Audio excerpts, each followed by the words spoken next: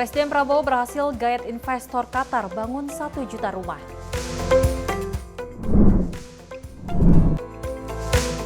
Penurunan biaya haji 2025 tuai respon positif dari masyarakat.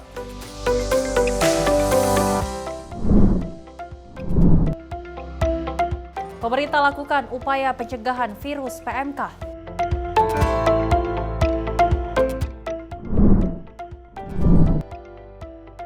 Effendi Simbolon usul PDIP ganti sekjen dan ketua umum.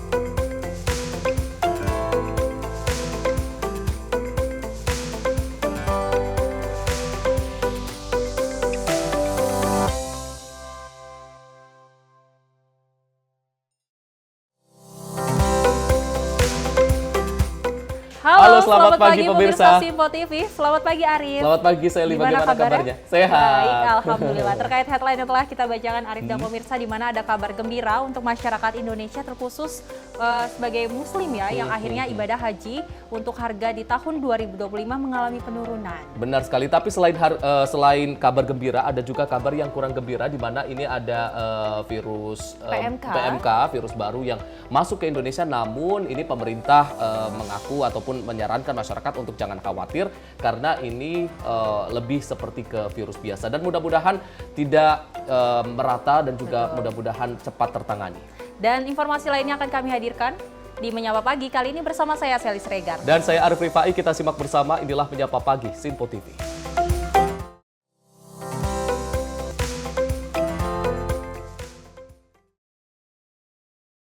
Kita awali informasinya pemirsa dalam Menyapa Pagi Simpo TV, dan Ketua Komisi Pemberantasan Korupsi atau KPK Setio Budianto ini menemui Jaksa Agung Republik Indonesia Burhanuddin di kantor Kejaksaan Agung Republik Indonesia pada Rabu siang kemarin. Dan dalam kesempatan ini Jaksa Agung mengatakan kedatangan Ketua KPK beserta jajarannya sangat berarti bagi Kejaksaan Agung.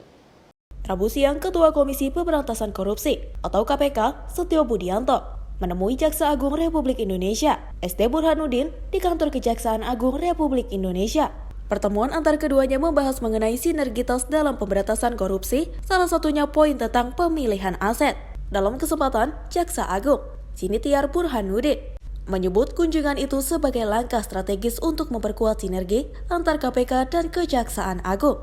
ST Burhanuddin mengatakan, kedatangan KPK sangat berarti bagi Kejaksaan Agung. Tidak hanya itu, ia juga menampik bahwa adanya persaingan antara pihaknya dengan KPK dalam menegaskan kedua instansi sama-sama bekerja dalam pemberantasan praktik korupsi di tanah air. Teman-teman media, pada pagi ini kami dapat kunjungan kehormatan dari Ketua KPK dan para wakil ketua setelah dilantik bulan yang lalu, dan tentunya kehadiran beliau sangat berarti bagi kami karena kita mengambil langkah-langkah yang sinergitas di antara kami, sehingga saya minta tolong juga pada teman-teman bahwa di antara kami itu tidak ada apa-apa yang kadang-kadang disudut-sudutkan bahwa kami bersaing. Tidak, kami sama-sama, kami mencintai bangsa ini dan sama-sama ingin memberantas tindak pidana korupsi. Dan tadi disampaikan beberapa hal oleh beliau, nanti beliau yang akan menyampaikannya. Dan ini adalah langkah awal kami untuk melangkah untuk ke depan lebih baik lagi. Senada dengan Jaksa Agung, Ketua KPK RI Setio Budianto mengatakan pertemuan ini merupakan awal dari serangkaian diskusi yang dilakukan pihaknya dengan Kejaksaan Agung. Dirinya juga menyoroti pentingnya sinergi dalam upaya pemulihan aset di Kejaksaan Agung yang dinilai dapat mendukung pengembalian kerugian negara akibat korupsi. Selain itu, Setio Budianto mengatakan ada sejumlah poin yang dibahas dan pertemuan ini dipastikan akan ditindaklanjuti dengan pertemuan yang akan datang. Terlebih-lebih, kasus korupsi menjadi atensi khusus Presiden Prabowo Subianto yang termasuk dalam asta cita yang menjadi perhatian semua aparat hukum, baik Kejaksaan Agung maupun KPK. Jadi ya mungkin selama ini sifatnya formal, kami akan lakukan secara reguler saja untuk membahas beberapa hal yang menjadi isu-isu penting terkait masalah pemberantasan korupsi. Pemberantasan korupsi sudah menjadi atensi Bapak Presiden Republik Indonesia pada asta cita beliau, Ini menjadi perhatian kami semua aparat penegak hukum, kejaksaan, dan Komisi Pemberantasan Korupsi. Untuk itu perlu dilakukan sinergitas. Ada kerjasama, ada kolaborasi dan koordinasi dalam berbagai hal. Tadi kita bahas juga terkait masalah pelatihan, pendidikan, kemudian kerjasama untuk meningkatkan hubungan yang sudah dilakukan selama ini oleh KPK dengan luar negeri, kemudian juga masalah peningkatan dalam rangka upaya aset recovery, karena di Kejaksaan Agung ada badan baru yaitu pemulihan aset, gitu. Nah, ini menjadi hal-hal yang nanti akan kami komunikasikan lebih lanjut, ya. Intinya sekali lagi dalam pertemuan ini kami akan berusaha bahwa tujuan pemberantasan korupsi antara Kejaksaan Agung, ya, dengan Komisi Pemberantasan Korupsi bisa berjalan dengan sinergi, dengan baik. Dari Jakarta, Tim Liputan Sinpo TV melaporkan. Sementara itu, pemirsa, usai menemui Jaksa Agung, Ketua KPK Setia Budianto bersama jajarannya langsung bertolak ke Mabes Polri untuk bertemu dengan Kapolri Listio Sigit Prabowo. Adapun pertemuan ini dilakukan untuk meningkatkan kerjasama serta sinergi dalam pemberantasan korupsi di Indonesia. Ketua Komisi Pemberantasan Korupsi, Setio Budianto, beserta jajarannya menemui Kapolri Listio Sigit Prabowo di Mabes Polri, Jakarta Selatan. Pertemuan ini membahas terkait dengan sinergitas antara kedua lembaga baik dari KPK maupun dari Polri. Adapun pada kesempatan ini, Setio turut menilai Korps Pemberantasan Tindak Pidana Korupsi atau Kortas Tipikor yang dimiliki Polri sebagai langkah yang positif bagi Polri serta lembaga anti rasuah tersebut. Korps yang semula berada di naungan direktorat ini diharapkan mampu membantu peran pendidikan pencegahan korupsi terhadap berbagai insan di Indonesia.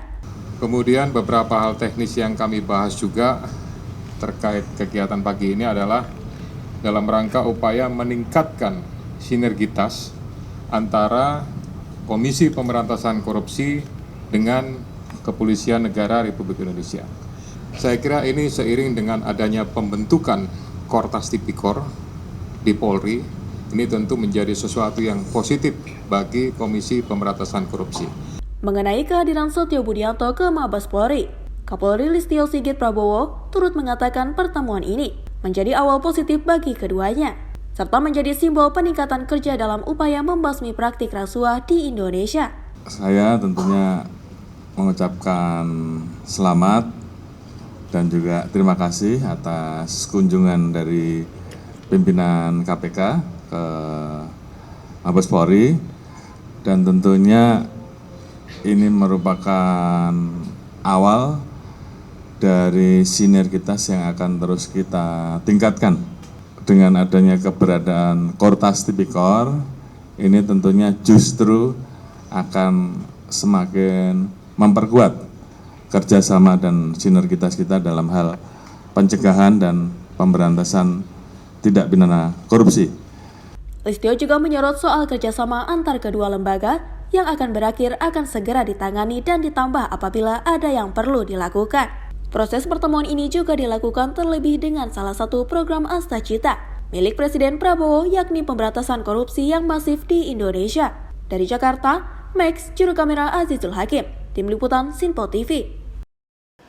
Sementara itu, pemirsa, Kapolri Listio Sigit Prabowo dengan tegas menyatakan tidak memberikan kesempatan bagi para pelaku korupsi yang menjalankan praktik di Indonesia melalui Korps Pemberantasan Tindak Pidana Korupsi. Dan Listio Sigit optimis terhadap eksekusi yang dilakukan Kortas Tipikor terhadap segala macam praktik rasuah dapat ditindak dengan benar dan juga cepat. Banyaknya pertanyaan dari masyarakat terkait peran kepolisian dalam membasmi tindak korupsi di Indonesia. Kapolri Listio Sigit Prabowo menyampaikan optimismenya kepada Korps Pemberantasan Tindak Pidana Korupsi atau Kortas Tipikor. Dalam pernyataan resminya, Listio menyebut Kortas Tipikor yang berada di bawah naungan Polri ini dapat melaksanakan tugas dengan akurat dan tepat sasaran.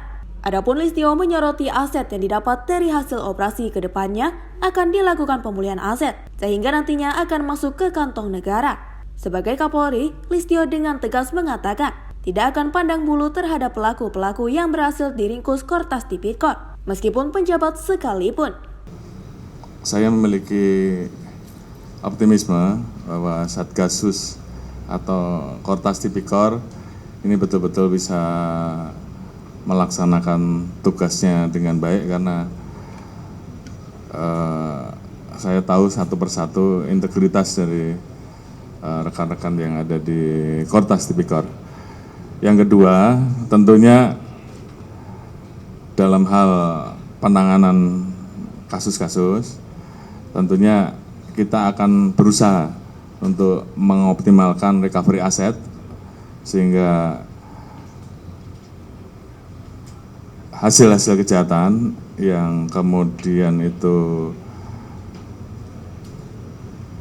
memang harus kita amankan dan kita kembalikan kepada negara, ini akan kita optimalkan tanpa menutup bahwa pelaku besarnya juga harus kita tindak tegas. Lebih dalam, melalui penegasan dari Kapolri ini, dapat memberikan rasa percaya bagi masyarakat terhadap institusi Polri di berbagai kasus kriminal yang ada. Dari Jakarta, Max Azizul Hakim, Sinpo TV melaporkan. Kita beralih ke informasi lain, pemirsa. Presiden Republik Indonesia Prabowo Subianto berhasil menggait investor Qatar dalam penandatanganan kesepakatan atau MOU, investasi pembangunan 1 juta rumah untuk rakyat. Kesepakatan ini diharapkan dapat memberikan dampak positif bagi sektor perumahan di Indonesia. Presiden Republik Indonesia Prabowo Subianto berhasil menggait investor Qatar dalam penandatanganan kesepakatan atau MOU, investasi pembangunan 1 juta rumah untuk rakyat. Menteri Perumahan dan Kawasan Permukiman Republik Indonesia Marwarar Sirait mengatakan bahwa adanya penandatanganan MOU ini turut menunjukkan keberhasilan Prabowo menjaga relasi dan hubungan baik antar dua negara Indonesia dengan Qatar yang sudah terjalin. Ini terjadi berkat kepercayaan publik kepada Bapak Presiden yang sangat tinggi, dan ini bukan investor satu-satunya yang akan datang di bidang perumahan. Ya, Presiden mendapatkan begitu banyak dukungan, dan saya berterima kasih pada kesempatan ini kami dibantu secara full oleh Satgas Perumahan yang dipimpin oleh Bapak Hasim, juga ada Bapak Boni Minang dan kawan-kawan. Kami diberikan target 3 juta untuk membangun perumahan dalam 2 bulan 20 hari ini kurang lebih. Sudah sekitar 40.000 dibangun. Seperti diketahui, Prabowo menargetkan untuk menyediakan hunian layak sebanyak 3 juta dan kini telah berproses untuk pembangunan 1 juta rumah pertama. Dari Jakarta, tim redaksi Sinpo TV melaporkan. Memang kabar gembira, Arif dan pemirsa, di mana Presiden Prabowo Subianto ini akhirnya berhasil menggait dari investor Qatar untuk memberhasilkan atau memberlangsungkan program 3 juta rumah, dan akhirnya Qatar membantu dana untuk pembangunan 1 juta rumah bagi masyarakat Indonesia. Benar sekali, dan mudah-mudahan dengan investasi dari Qatar ini dapat program dari Presiden Prabowo Subianto untuk membangun 3 juta rumah untuk rakyat ini dapat segera terrealisasikan. Betul, dan tadi kalau kita juga melihat bagaimana komitmen dari Komisi Pemberantasan Korupsi, kemudian Kejaksaan Agung dan juga Kepolisian untuk benar-benar memberantas dari korupsi dari Indonesia, ini dapat segera terrealisasikan, dan kita nantikan bagaimana komitmen-komitmen ini dijalankan. Dan pemirsa, informasi lainnya akan kami hadirkan usai jeda, tetap di Menyapa Pagi Sinpo TV.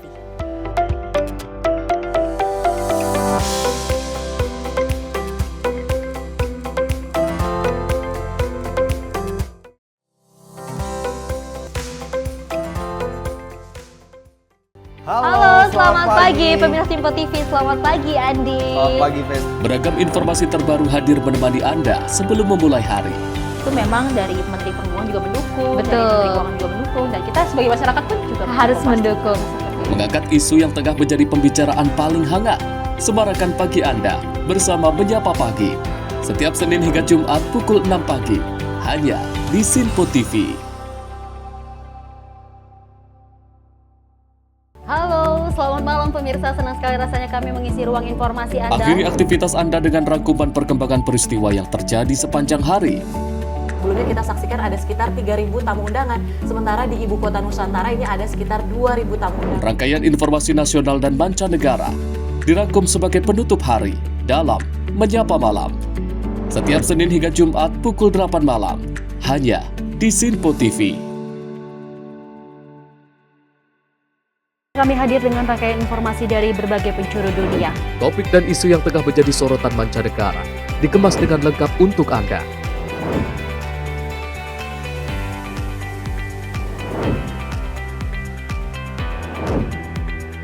Peristiwa penting yang terjadi dari berbagai belahan dunia kini hadir dalam Simpo Dunia setiap Senin hingga Jumat pukul 7:30 malam hanya di Simpo TV.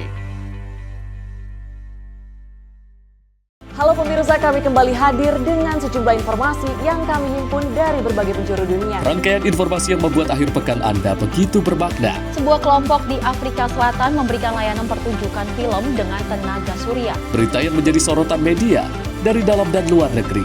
Kami hadirkan untuk menemani pekan Anda dalam Simpo Dunia Sepekan, Sabtu dan Minggu pukul 9 pagi. Hanya di Simpo TV.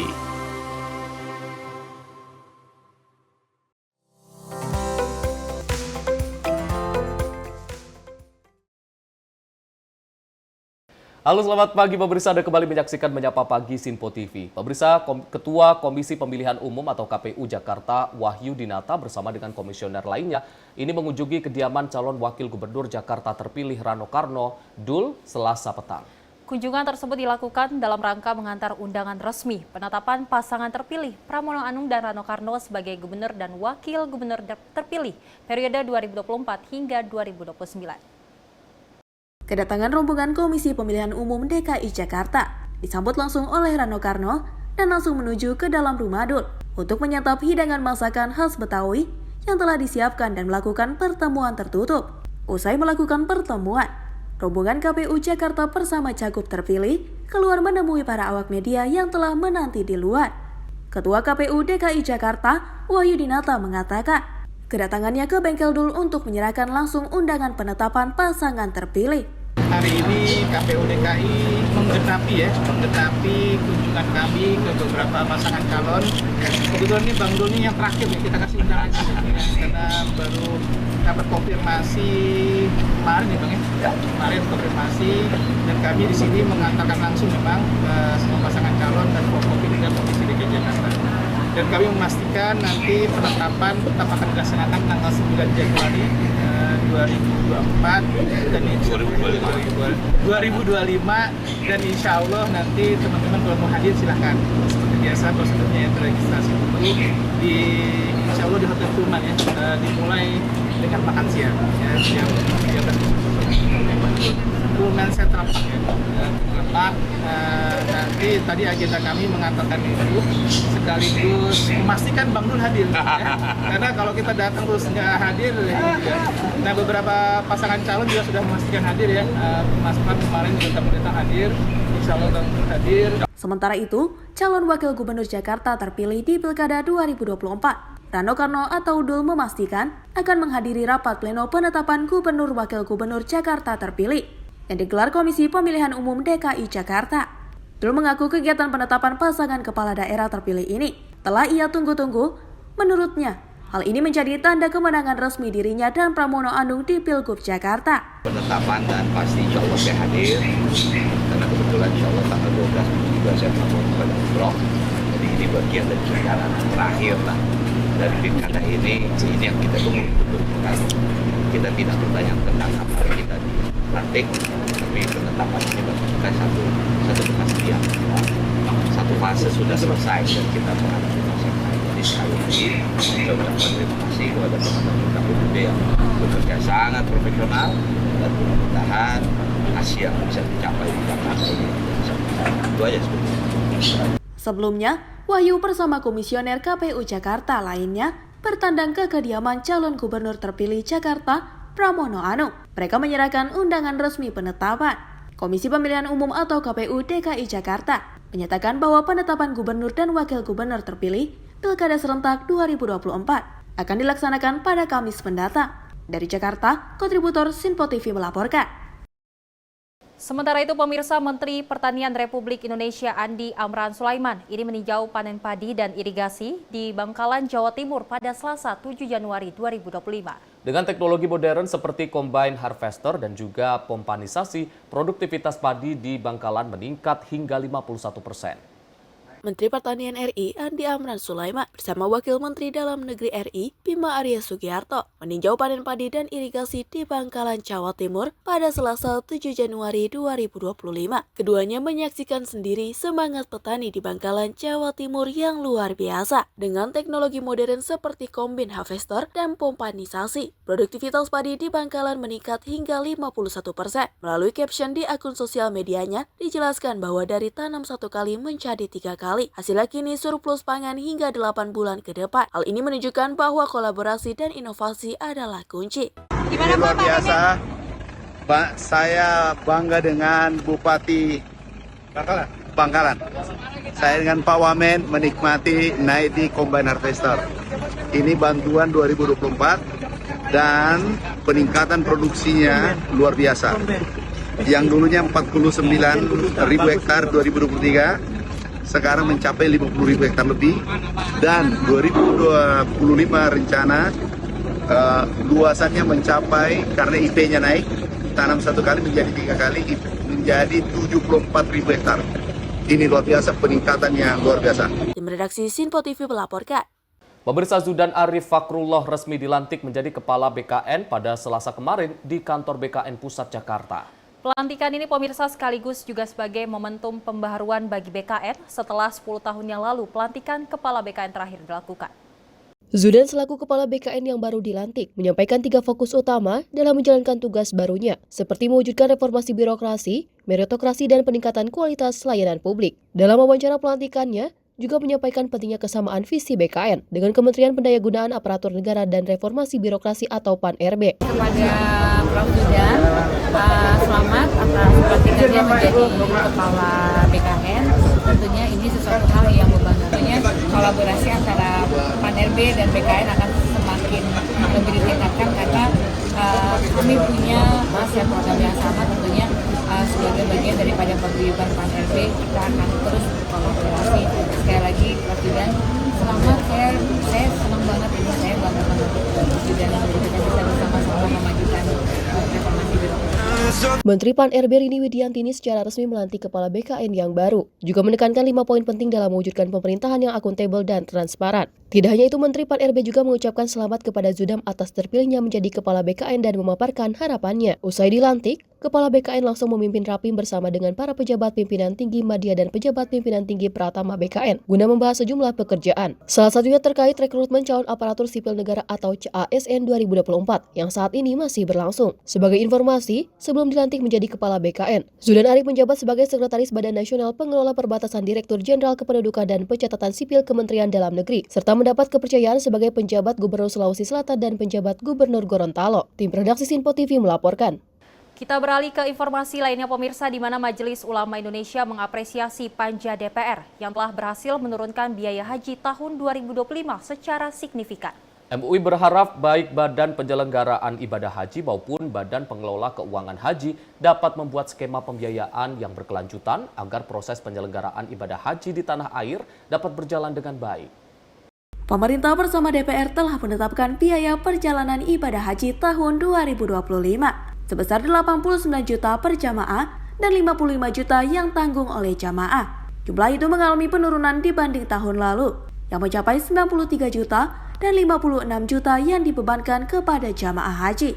Menanggapi hal tersebut, Sekretaris Jenderal Majelis Ulama Indonesia, Amir Syah Tambun, mengapresiasi kinerja para DPR yang dapat menurunkan biaya haji tahun 2025 secara signifikan. Menurutnya, hal itu membuktikan bahwa peningkatan pelayanan haji tidak hanya soal biaya. Lebih lanjut, dia juga meminta kepada BPIH dan BPKH dapat membuat skema keuangan haji secara berkelanjutan, sehingga dapat digunakan secara berlanjut dan dapat memperbaiki pelayanan ibadah haji di tanah air. Pertama, kita mengapresiasi keputusan Panja, ya, Panitia Kerja DPR RI yang telah menetapkan setoran peserta 55, total keseluruhan 89, artinya ada turunnya biaya haji yang signifikan. Nah, yang kedua, dengan turunnya biaya haji yang signifikan ini membuktikan bahwa pemerintah, dalam ini Presiden Prabowo, sangat memiliki perhatian terhadap penyelenggaraan haji di Indonesia. Ya.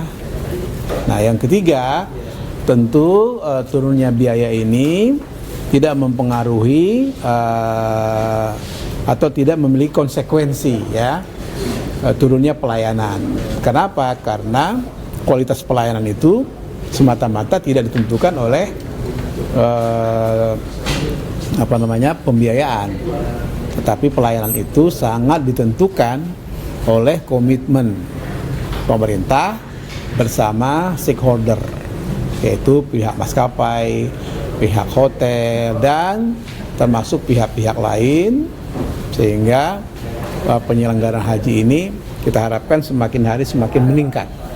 Diketahui biaya perjalanan ibadah haji atau BPIH tahun 2025 telah ditetapkan oleh DPR dan pemerintah sebesar Rp89.258,79, mengalami penurunan dari tahun kemarin yang sebesar Rp93.410.286, sehingga biaya yang harus dibayarkan oleh jemaah sebesar Rp55 juta dan sisanya sebesar Rp34 juta akan ditanggung oleh nilai manfaat yang dikelola oleh Badan Pengelolaan Keuangan Haji atau BPKH. Dari Jakarta, kontributor Sinpo TV melaporkan.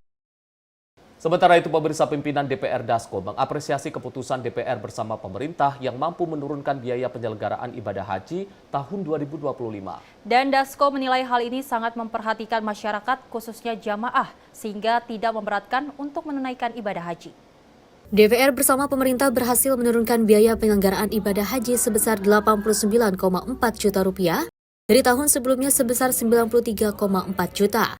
Hal ini menuai respon positif dari kalangan masyarakat, tak terkecuali dari pimpinan parlemen sebagai lembaga Dewan Perwakilan Rakyat.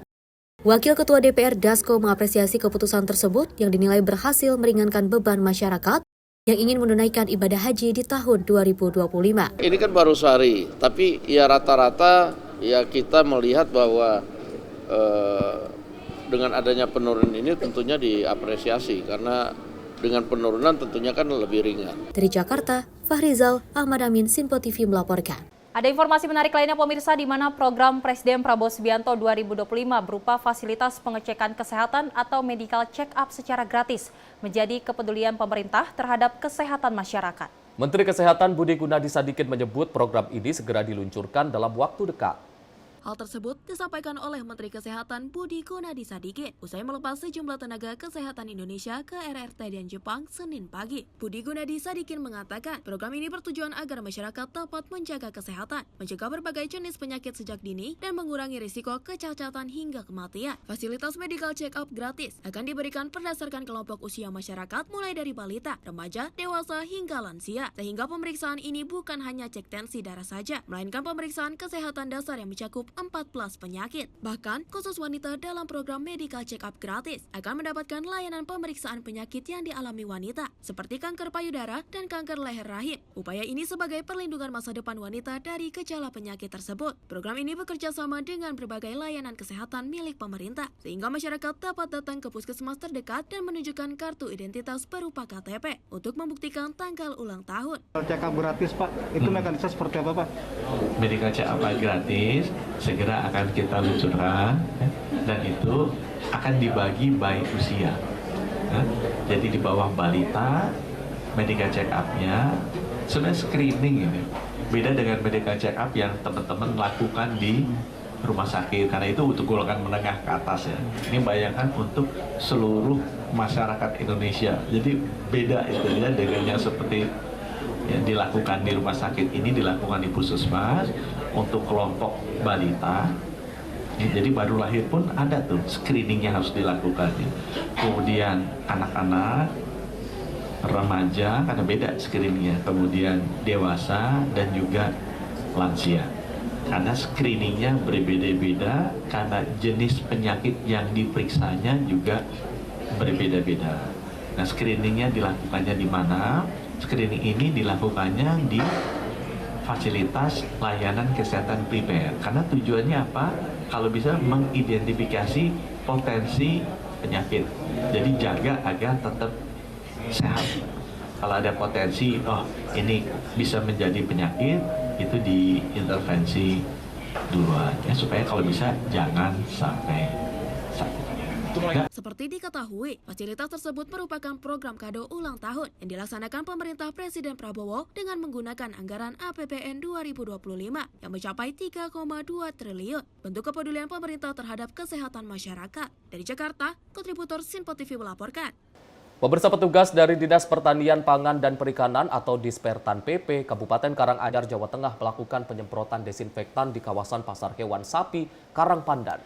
Hal ini dilakukan guna menekan penyebaran virus penyakit mulut dan kuku atau PMK di wilayah tersebut, yang beberapa terakhir ini merebak di sejumlah daerah.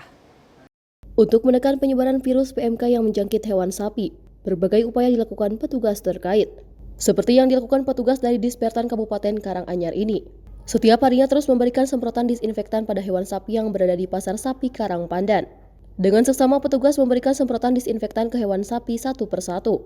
Selain di pasar, petugas juga melakukan penyemprotan hewan sapi dari luar Kabupaten Karanganyar yang berada di mobil pick-up. Hal tersebut dilakukan untuk menekan penyebaran virus PMK yang saat ini menjangkit pada ternak sapi. Selain melakukan penyemprotan, Dinas Dispertan juga membagikan disinfektan secara gratis kepada peternak sapi. Sementara adanya virus PMK tersebut membuat sejumlah pedagang sapi mengaku berkurang pembelinya. Hancur. Hancurnya seperti apa gambarannya? Hancurnya ya gimana ya? Biasanya laku 20 ya sekarang ya 16, 15. Itu per hari atau? Ya tiap pasaran, nggak ada yang beli petani. Itu karena nggak berani atau gimana Mas? Ya? Menurut jenengan nggak berani atau seperti apa? Nggak berani beli, nggak berani jual. Ini dampak PMK juga gitu? Iya, dampak PMK. Berarti semenjak munculnya kasus PMK kembali jenengan bawa sapinya juga nggak berani bawa. Terus pripun Mas, jenengan ngakalin ini? Wah, belum tahu ini. Belum tahu solusinya. Solusinya belum tahu. Kegiatan kita hari ini disinfeksi di Pasar Karangpandan dan juga pembagian disinfektan secara gratis walaupun jumlahnya tidak banyak. Upaya menekan ya? Upaya untuk pencegahan penyakit dan mencegah terjadinya penularan. Mas, ada upaya nggak untuk menolak atau menghentikan pasukan-pasukan dari luar misalnya? Kita menghimbau kepada peternak dan pedagang untuk tidak memasukkan sapi hewan ternaknya dari luar negeri. Jadi kalau ada transaksi, dihimbau untuk transaksi di dalam wilayah masing-masing. Hingga kini Pemda belum melakukan penutupan pasar hewan karena masih dalam kajian. Namun demikian, sebagai mitigasi Dinas memperketat pengawasan di pasar hewan. Dari Karanganyar, Jawa Tengah, kontributor Sinpo TV melaporkan. Virus PMK yang memang terjerat ataupun terjaring di beberapa wilayah memang menurunkan omset bagi para pedagang sapi yang memang ini akhirnya tidak ada pembeli yang ingin membeli sapi karena kita ketahui virus PMK ini menjerat beberapa sapi yang akhirnya sapi-sapi di wilayah tersebut mengalami kondisi kesehatan yang kurang baik. Benar sekali, dan kalau kita berharap tentunya ini perhatian serius dari pemerintah. Kalau tadi kita juga melihat bagaimana dinas terkait maupun kementerian terkait ini juga menaruh perhatian yang cukup serius terhadap penanganan kasus ataupun virus-virus PMK di beberapa wilayah di Indonesia. Dan sebelumnya Arif ada berita juga di mana ini Presiden Prabowo Subianto akhirnya memberikan hadiah kepada masyarakat Indonesia untuk medical check up gratis. Benar sekali, apalagi ini menjadi salah satu hadiah dari pemerintah untuk masyarakat ketika merayakan hari ulang tahun dapat medical check up gratis. Mudah-mudahan membuat masyarakat lebih sehat lagi dan juga peduli terhadap kesehatan. Ya Arif dan pemirsa, informasi lainnya akan kami hadirkan usai jeda, tetap bersama kami.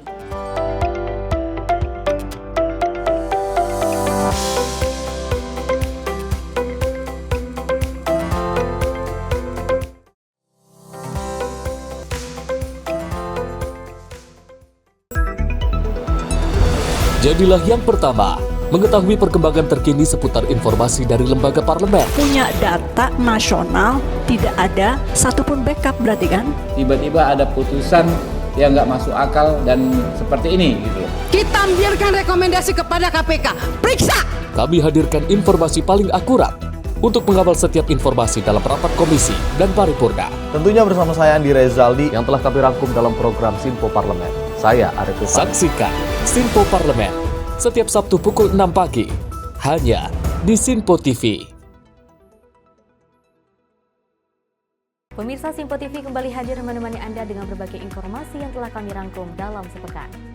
Sajian lengkap informasi sepekan kami hadirkan untuk Anda. Badan Legislasi DPR menemui masa unjuk rasa di depan gedung DPR RI Senayan, Jakarta. Menemani akhir pekan Anda bersama keluarga dengan rangkuman berita menyeluruh dalam Sinpo Sepekan setiap minggu pukul 6 pagi hanya di Sinpo TV. Kami hadir dengan rangkaian informasi dari berbagai penjuru dunia. Topik dan isu yang tengah menjadi sorotan mancanegara dikemas dengan lengkap untuk Anda.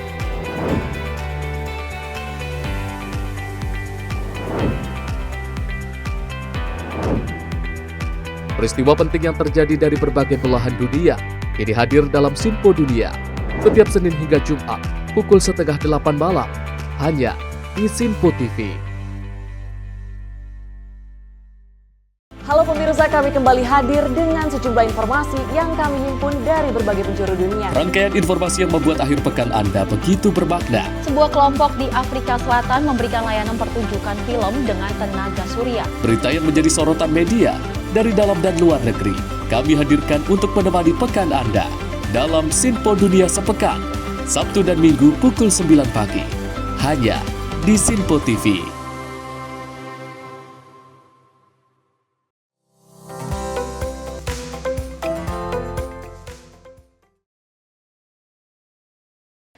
Anda masih menyaksikan Menyapa Pagi Sinpo TV. Pemirsa, kita lanjutkan informasinya di mana Komisi Pemberantasan Korupsi mencatat 34 dari 124 pejabat Kabinet Merah Putih belum melaporkan laporan harta kekayaan penyelenggara negara.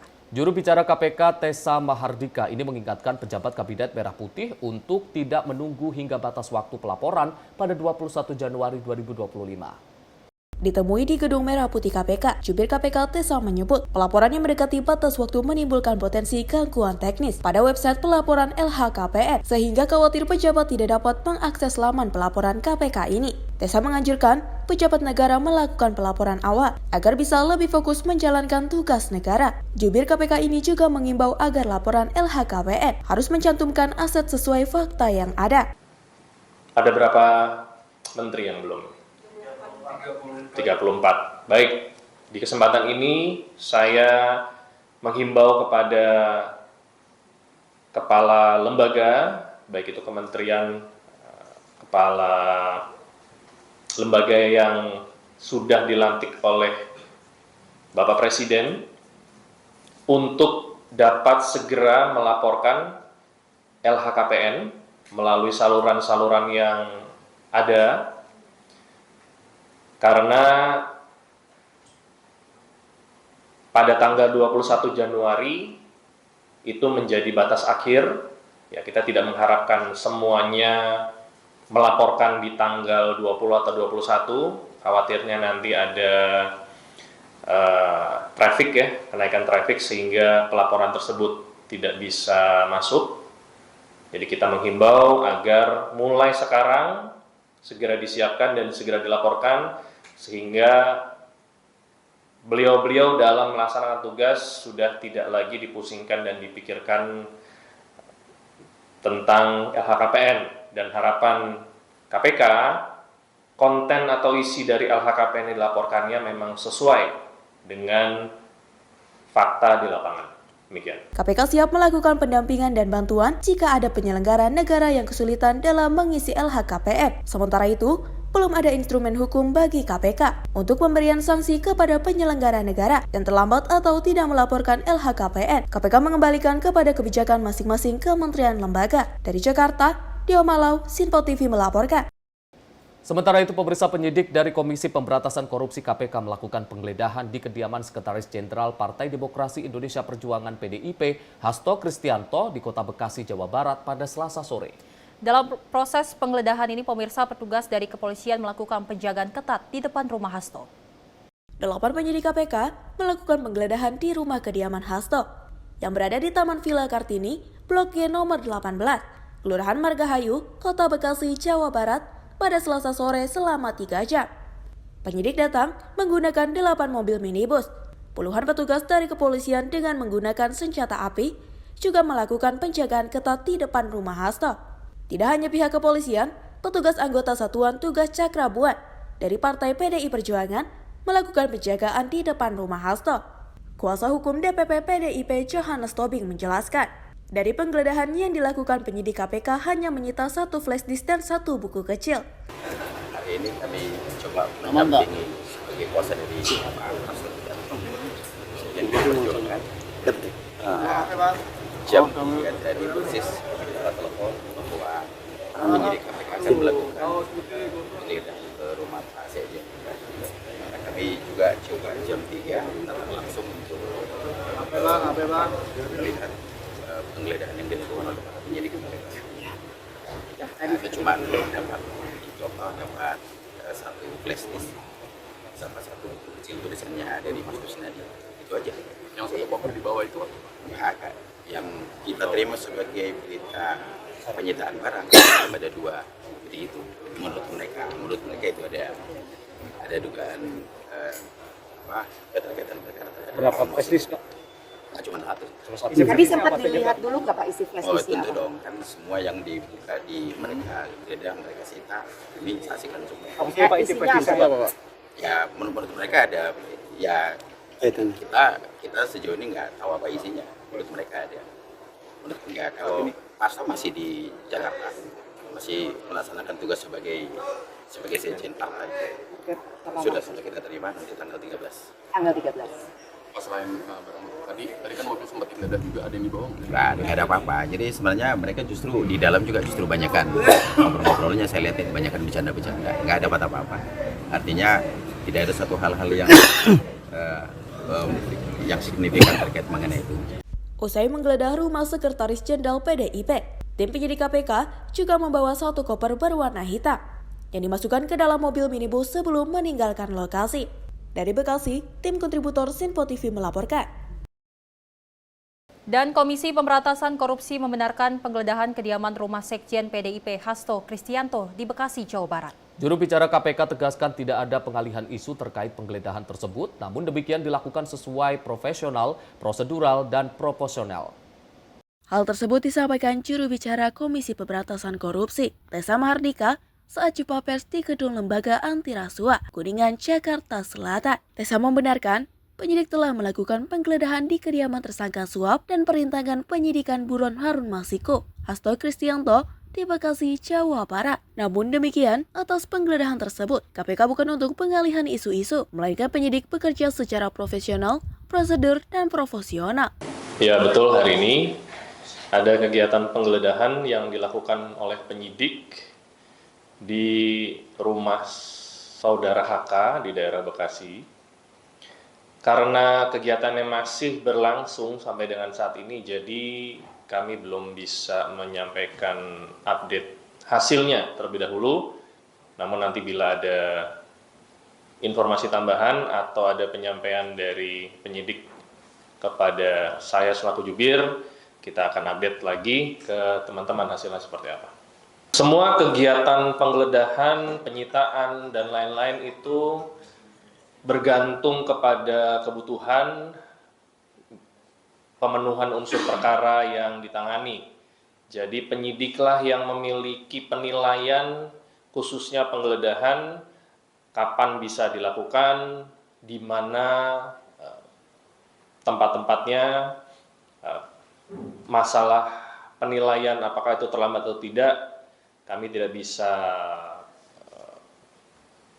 melarang ya pihak luar untuk berpikiran seperti itu, ataupun ada juga pihak-pihak yang merasa bahwa kegiatan ini adalah pengalihan isu ya untuk isu-isu lain yang sedang hangat-hangatnya dibicarakan di beberapa media. Itu mari kita biarkan itu berada di ruang publik. KPK dalam hal ini penyidik akan tetap menjalankan tindakan secara profesional, prosedural, dan proporsional. Sebelumnya, Komisi Pemberantasan Korupsi telah menjadwalkan pemeriksaan terhadap tersangka Hasto Kristianto pada Senin kemarin. Namun Sekjen PDIP batal hadir memenuhi panggilan penyidik dengan alasan mengikuti rangkaian agenda partainya. Adapun KPK telah melakukan penggeledahan terkait kasus dugaan suap dan perintangan penyidikan dengan tersangka Sekjen PDIP Hasto Kristianto. Penggeledahan dilakukan di rumah Hasto yang terletak di Bekasi, Jawa Barat pada Selasa sore kemarin. Dari Jakarta, Dio Malau, Sinpo TV melaporkan. Kita beralih ke informasi lain, pemirsa. Mantan anggota Badan Pengawas Pemilu Agustiani Tio Fridelina ini tiba di Gedung Merah Putih KPK Kuningan, Jakarta pada Rabu siang. Dan KPK menjadwalkan Agustiani Tio Fridelina ini diperiksa sebagai saksi dalam kasus suap pergantian antar waktu atau PAW anggota DPR RI 2019 hingga 2024 dan perintangan penyidikannya untuk tersangka Sekjen PDIP Hasto Kristianto. Dari pantauan di lapangan, Agustiani tiba di gedung KPK pada pukul 11.11 WIB, didampingi kuasa hukumnya Army Mulyanto. Ia berjalan menuju meja resepsionis untuk mengisi data kehadiran dan menunggu panggilan ke ruangan penyidik. Sebelumnya, Agustiani tidak menyelesaikan pemeriksaan hari Senin lalu, lantaran kondisi kesehatan. Ia mengajukan permohonan untuk pemeriksaan lanjutan kepada Komisi Pemberantasan Korupsi yang dijadwalkan pada Rabu 8 Januari 2024. Sebagai informasi, KPK telah menetapkan Hasto Kristianto sebagai tersangka dalam kasus suap terhadap Komisioner Komisi Pemilihan Umum Wahyu Setiawan. Dari Jakarta, Dio Malau, Rona Bayu, Sinpo TV melaporkan. Sementara itu, pemirsa, PDI Perjuangan mengungkapkan bahwa kadernya Hasto Kristianto tidak akan kemana-mana setelah KPK menetapkan sebagai tersangka atas kasus suap pergantian suap antar waktu dan perintangan penyidikan Harun Masiku. Partai berlambang banteng itu menyebut bahwa Hasto ada di rumahnya dan rutin ke kantor partai. Nama kader dari PDI Perjuangan saat ini menjadi sorotan publik. Usai ditetapkan sebagai tersangka oleh KPK atas kasus suap pergantian suap antar waktu dan perintangan penyidikan Harun Masiku. Ketua DPP PDI Perjuangan Said Abdullah mengatakan bahwa Hasto berada di kediamannya dan rutin mendatangi kantor DPP PDI Perjuangan. Namun saat ditanya apakah Hasto akan mengundurkan diri sebagai kader PDI Perjuangan, Said menyebut hal tersebut merupakan wilayah otonomi internal yang akan ditentukan oleh Ketua Umum PDI Perjuangan Megawati Soekarno Putri. Sekarang di mana Pak? Apalagi Pak Hasto ada di rumahnya setiap hari ke DPP. Memang Pak Hasto kabur? Makanya saya nanya, soalnya kan kita chat ya Kak. Pak Hasto ada, Pak Hasto tidak kemana-mana, Pak Hasto ya, setiap hari ke DPP partai. Saya jamin kalau urusan itu. Pak Said, ini terkait kasus tetap ini satu kan, aja ya.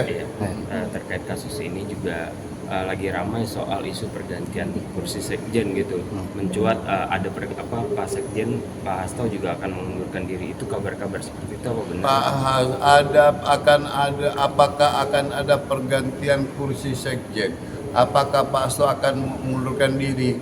Itu semua adalah wilayah otonomi internal partai dan memang harus diakui, suka tidak suka, tapi ADART kami, konstitusi kami mengamanatkan itu wilayahnya Ibu Megawati. Belum ada pembahasan ya Pak? Belum ada.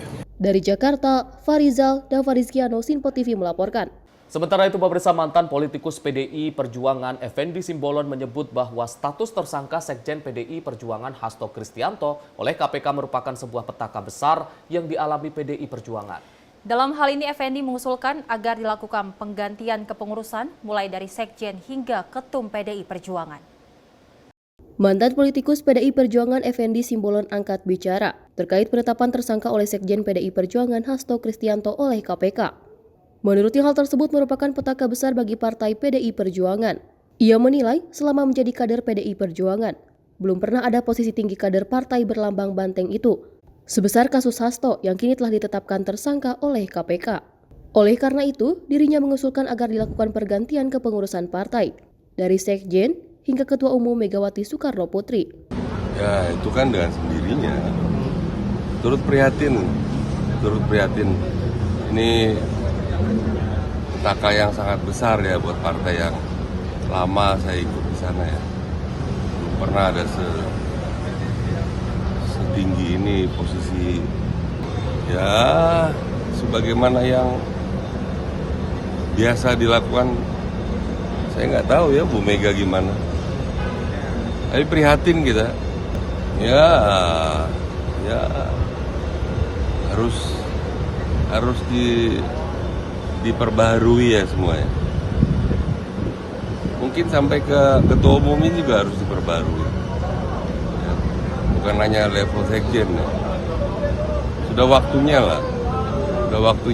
ada pembaruan yang total ya. Karena ini kan fatal ini. Harusnya semua kepimpinan juga harus mengundurkan diri. Kan partai itu kan bukan milik perorangan. Partai itu kan diatur oleh undang-undang parpol. Jadi harus pertanggungjawaban kepada publiknya juga harus tinggi. Bukan soal regenerasi, harus ada pertanggungjawaban dari ketua umum juga. Bahwa ini kan ada hal yang pelanggaran hukum. Dari Jakarta, Farizal Ahmad Amin, Sinpo TV melaporkan.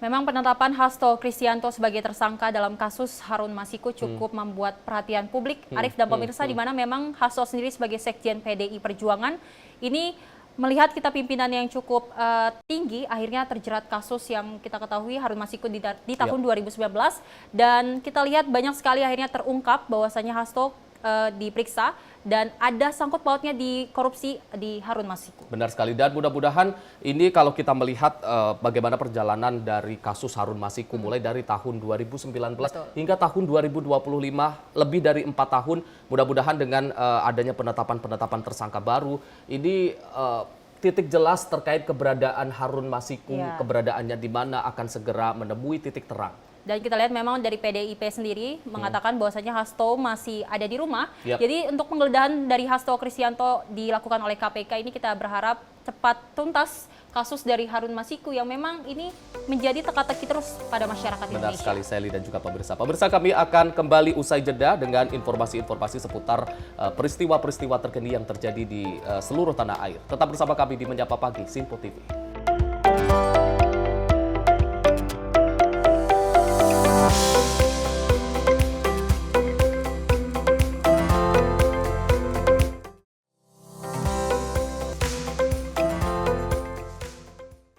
Halo, selamat pagi pemirsa Sinpo TV. Selamat pagi Andi. Selamat pagi, Fen. Beragam informasi terbaru hadir menemani Anda sebelum memulai hari. Itu memang dari Menteri Perhubungan juga mendukung, Betul. dari Menteri Keuangan juga mendukung, dan kita sebagai masyarakat pun juga Harus mendukung.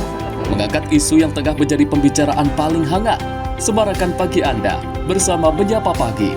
Setiap Senin hingga Jumat pukul 6 pagi. Hanya di Sinpo TV. Halo, selamat malam pemirsa. Senang sekali rasanya kami mengisi ruang informasi Anda. Akhiri aktivitas Anda dengan rangkuman perkembangan peristiwa yang terjadi sepanjang hari. Sebelumnya kita saksikan ada sekitar 3.000 tamu undangan, sementara di Ibu Kota Nusantara ini ada sekitar 2.000 tamu undangan. Rangkaian informasi nasional dan mancanegara dirangkum sebagai penutup hari dalam Menyapa Malam. Setiap Senin hingga Jumat pukul 8 malam, hanya di Sinpo TV. Kami hadir dengan rangkaian informasi dari berbagai penjuru dunia. Topik dan isu yang tengah menjadi sorotan mancanegara dikemas dengan lengkap untuk Anda.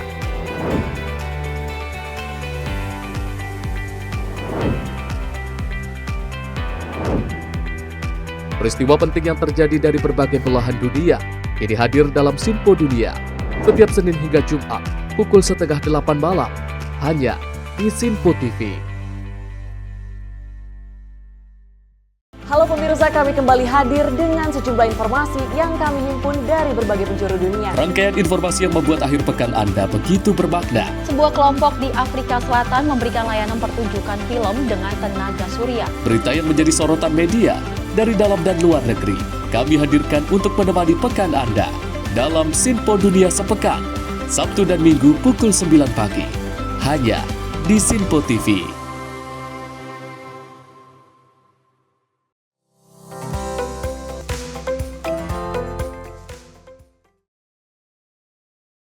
Pemirsa, Anda kembali menyaksikan Menyapa Pagi Sinpo TV. Pemirsa, seorang bocah laki-laki tanpa identitas ditemukan tewas di dalam ruko kosong di Kabupaten Bekasi, Jawa Barat. Saat ditemukan, tubuh korban terbungkus kain sarung. Selain itu, tubuh korban ditemukan bekas tanda kekerasan berupa sundutan rokok dan juga memar. Ironis, seorang bocah laki-laki tanpa identitas berusia kurang lebih 6 tahun ditemukan tewas mengenaskan di dalam ruko kosong Kalimalang Indah, Tambun Selatan, Kabupaten Bekasi, Jawa Barat. Saat ditemukan, jasad korban terbungkus kain sarung. Diduga korban sengaja dibuang oleh orang tuanya seorang tunawisma. Petugas kepolisian Polsek Tambun Selatan dan Inafis Polres Metro Bekasi melakukan olah tempat kejadian perkara dan meminta keterangan saksi yang berada di sekitar lokasi. Menurut Ketua RT setempat, penemuan jasad berawal saat ada warga yang curiga seorang tunawisma menggendong bocah ke dalam ruko. Warga yang penasaran langsung mengecek dan mendapati korban sudah dalam kondisi tidak bernyawa. Saat warga datang, orang tua korban sudah tidak ada di lokasi. Dalam kesehariannya, korban bersama kedua orang tuanya suka mengamen dan membersihkan kaca mobil di lampu merah. Pada malam hari, korban tidur di depan ruko. Keterangan pihak kepolisian, kematian korban masih dalam proses penyelidikan. Saat ditemukan, jasad korban diduga ada tanda kekerasan berupa bekas sudutan rokok dan luka memar. Petugas kini masih memburu kedua orang tua korban diduga melarikan diri. Anak kecil, usia 5 tahun. Jadi selama ini apa, Pak? Laki-laki. Kalau si korban ini emang kerap tinggal di sini atau gimana, Pak? Enggak, Pak. Dia cuma singgah aja di sini. Ya itu dia kadang-kadang minta-minta di mobil begitu. Oh, ngamen gitu, Pak ya? Iya. Kadang-kadang bawa ke moceng buat ngebersihin kaca mobil gitu. Tapi emang sebelumnya pernah terlihat itu Pak orang tuanya sama anak kecil itu, Pak? Saya pernah lihat 3 hari yang lalu juga saya pernah lihat. Oh, makanya ada saksi anak parkir lagi dipanggul katanya dipasukin kemari. Itu begitu setelah dipasukin kemari, lalu orang tuanya ada di jembatan yang itu tuh yang ke arah Muku Kobra. Nah setelah itu anak-anak curiga kok anaknya nggak ikut. Masuklah tukang parkir kemari. Nah, ya mungkin malam lah gitu meninggalnya. Kadang-kadang di sebelah sana, kadang-kadang di sini. 3 hari yang lalu masih seger. Masih kelihatan aktivitasnya, Pak ya? Iya. Jadi berdasarkan laporan dari masyarakat, ada temuan jenazah, kemudian piket Polsek Tambun Selatan, jajaran merapat ke lokasi. Ternyata betul, di situ ada temuan mayat, juga laki-laki, ya usia sekitar 6 tahun, di sebuah ruko kosong. Ditemukan dalam kondisi berbalut kain di sebuah ruko. Ada bekas sudutan rokok, dan ada memar di mata sebelah kanan. Berarti ada dugaan penganiayaan atau gimana, Bang? Kalau dilihat dari kondisi. Kita dalami untuk dugaan tersebut, nanti kita dalami. Selanjutnya nanti kita akan lakukan forensik di rumah sakit Kramat Jati. Pakaian baju seragam TK, TK. Berarti ada indikasi ini keluarganya ada atau tidak, Bang? Atau nanti kita dalami lagi. Ini tim sedang bergerak. Rencananya jasad mau dibawa kemana, Bang? Jasad saat ini mau kita lakukan otopsi di rumah sakit Polri Kramat Jati. Untuk kepentingan penyelidikan, jasad korban langsung dilarikan ke Rumah Sakit Polri Kramat Jati, Jakarta Timur untuk dilakukan otopsi. Kasusnya kini dalam penanganan Polsek Tambun Selatan dan Polres Metro Bekasi. Dari Bekasi, kontributor Sinpo TV melaporkan. Sementara itu, pemirsa, gudang obat terbesar di Kota Jayapura habis terbakar pada Senin malam kemarin. Berdasarkan kesaksian, sebelum kebakaran terjadi, sempat terdengar suara ledakan cukup keras dari dalam gudang. Aparat kepolisian hingga kini masih menyelidiki penyebab pasti kebakaran. Gudang obat yang terletak di Jalan Kawasan Hamadi Pantai, Kelurahan Entrop, Distrik Jayapura Selatan, Kota Jayapura, Papua terbakar pada Senin malam. Saat kejadian, gudang dalam keadaan kosong dan hanya beberapa petugas security yang berjaga di lokasi. Kebakaran ini terjadi sekitar pukul 18:30 waktu Indonesia Timur. Diawali dengan bunyi ledakan dari dalam gudang yang disertai dengan api. Sejumlah security gudang dibantu warga di sekitar lokasi yang melihat api berupaya memadamkan api dengan alat seadanya. Namun banyaknya material yang mudah terbakar dan ledakan dari dalam gudang membuat api semakin membesar dan merembet ke bangunan lainnya. Kepala Dinas Kebakaran dan Penyelamatan Kota Jayapura, Richard Suebu, mengatakan dugaan kebakaran sementara karena korsleting listrik dan api yang sangat besar membuat petugas kesulitan memadamkan api. Kebakaran yang terjadi tadi malam yaitu gudang obat di Jalan Pantai Hamadi, pertigaan Hotel Beach situ. Dugaan sementara kebakaran korsleting yang disampaikan, namun lebih rincinya nanti teman-teman dari kepolisian akan sampaikan setelah penyelidikan.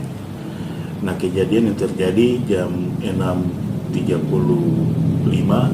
yang kami dapat informasi juga jam 6.35, 10 menit kemudian atau tidak sampai 10 menit teman-teman dari Mako dengan pos Japsel sudah di TKP di tempat kejadian untuk menanganinya, namun kejadian kebakaran terjadi itu di bagian gedung bagian di dalam sehingga kami di bagian di luar hanya bisa semprot dari luar dengan teman-teman yang sudah ada. 4 jam kemudian, api baru bisa dipadamkan setelah 7 mobil pemadam kebakaran milik pemerintah Kota Jayapura, dibantu 3 mobil water cannon milik Polda Papua dan 1 unit damkar milik TNI AL dikerahkan ke lokasi. Akibat kebakaran tersebut, kerugian ditaksir mencapai puluhan miliar rupiah. Sementara aparat kepolisian telah memasang garis polis lain di sekitar TKP. Dari Jayapura, Papua, kontributor Sinpo TV melaporkan. Sementara itu pemirsa, kebakaran melanda gudang minimarket frozen food AFCO yang terletak di Dusun Gledok, Desa Mojo Krapak, Kecamatan Tembelang, Kabupaten Jombang, Jawa Timur pada pukul 2.30 Rabu dini hari tadi. Kebakaran ini diduga disebabkan oleh korsleting listrik yang terjadi di dalam bangunan. Api yang muncul dari bagian gudang sisi selatan bawah toko kemudian merambat sampai bagian atas tempat sejumlah logistik disimpan. Sekitar pukul 2.30 WIB dini hari tadi, kebakaran hebat melanda minimarket frozen food AFCO yang terletak di Dusun Gledok, Desa Mojo Krapak, Kecamatan Tembelang, Kabupaten Jombang. Kebakaran ini diduga disebabkan oleh korsleting listrik yang terjadi di dalam bangunan. Api dengan cepat melahap seluruh bagian minimarket, mengakibatkan kerugian yang ditaksir mencapai ratusan juta rupiah. Meskipun tim pemadam kebakaran segera dikerahkan untuk mengatasi api, upaya mereka tidak berhasil menyelamatkan bangunan tersebut dari kebakaran yang menghanguskan seluruh isi minimarket. Untungnya tidak ada korban jiwa dalam insiden kebakaran ini. Kejadian ini menarik perhatian warga sekitar yang menyaksikan kobaran api dan upaya pemadaman yang dilakukan oleh petugas. Hingga saat ini, pihak berwenang masih melakukan penyelidikan untuk memastikan penyebab pasti dari kebakaran tersebut. Dari Jakarta, Alwendi, tim Sinpo TV melaporkan. Pemirsa, sebuah mobil jenis minibus ludes terbakar kala mengisi bahan bakar di Stasiun Pengisian Bahan Bakar Umum atau SPBU Cuplik, Kabupaten Sukoharjo, Jawa Tengah. Tak hanya mobil, 2 mesin pengisi bahan bakar minyak atau BBM juga turut ludes terbakar. Dari video amatir warga, tampak kobaran api dan asap mengepul dari SPBU Cuplik Sukoharjo. Sebuah kendaraan warga jenis minibus terbakar hebat ketika melakukan pengisian BBM jenis Pertalite. Kobaran api merembet kedua bagian mesin pengisian BBM hingga turut ludes terbakar. Petugas damkar Sukoharjo yang tiba di lokasi langsung memadamkan api agar api tidak merembet ke bagian lain. Kebakaran terjadi sekitar pukul 8 pagi. Mobil warga jenis minibus muncul percikan api dan membesar ketika tengah melakukan pengisian bahan bakar minyak. Tadi saya sekitar jam 8-an dapat laporan dari kantor, lalu kami tim meluncur ke tempat ini. Sampai di sini api sudah besar dan lalu kita melakukan pengecekan dulu apakah ada listrik yang masih hidup atau tidak. Setelah dinyatakan sudah tidak ada listrik, kita melakukan pemadaman sekitar setengah jam. Api sudah bisa dikuasai dan setelah itu kita baru minta data kepada yang punya ini. Berapa yang dikerahkan? Berapa unit yang dikerahkan? Ada 3 unit mobil yang dikerahkan. 2 pancar, 1 tangki. Titik awal api dari mana mungkin? Dari mobil, Pak. Dari mobil itu. Titik awal dari mobil. Ada ledakan di mobil. Itu saat mengisi atau saat mengisi? Saat mengisi. Informasinya mah kulaan bensin gitu ya Pak ya? Atau gimana? Ya, pokoknya mau mengisi gitu aja. Mengisi. Kalau kulaan kami tidak bisa menyatakan ya. Jelas dia mau ngisi, pada waktu itu ngisi bensin. Kalau dilihat di mobil itu ada seperti tangki gitu? Ya, ada tangki 2. Oh, ada tangki 2. Yang meledak semua Pak? Atau? Ya, itu masih dalam penyelidikan? Masih dalam penyelidikan. Nanti Pak, polisi yang Kejadian ini menarik perhatian pengguna jalan. Polisi juga meminta warga untuk tidak berkerumun lantaran mengganggu arus lalu lintas di lokasi. Tidak ada korban jiwa dalam kejadian ini, namun kerugian ditaksir mencapai ratusan juta rupiah. Dari Sukoharjo, Jawa Tengah, kontributor Sinpo TV melaporkan. Ya, Arif dan pemirsa, menjadi perhatian juga bagi masyarakat Indonesia untuk selalu berhati-hati dalam mengisi BBM di SPBU. Salah satunya tidak memainkan HP saat mengisi BBM. Dan ini juga menjadi perhatian bagi semuanya. Sally dan juga pemirsa, informasi tadi sekaligus penutup perjumpaan kita di Menyapa Pagi edisi kali ini. Saya Arfi Fai. Dan saya Sally Sregar. Terima kasih dan sampai jumpa.